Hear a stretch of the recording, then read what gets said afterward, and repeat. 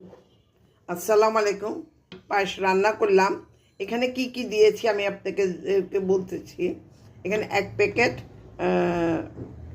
রাঁধুনি ক্ষীর দিয়েছি। তারপরে হাফ কাপ চালের গুঁড়ো, মানে পোলাও চালে চাল ভিজিয়ে গুঁড়ো করেছি, ওইটা দিয়েছি। এবং দুধটা দিয়েছি 1.5 লিটার গরুর দুধ, এবং 1 কাপের মতন কি বলে পাউডার মিল্ক। আচ্ছা, চিনি আমি একদম কম দিয়েছি, প্রয়োজন পড়ে না। আর দিয়েছি কাস্টার্ড পাউডার, দিয়েছি ক্যারামেল, দিয়েছি বাদাম বাটা, যে কোনো বাদাম বাটা, একটু তেলে বেটে ফেলবেন বাদাম বাটা।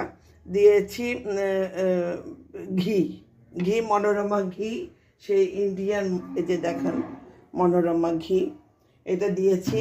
এলাচ দারচিনি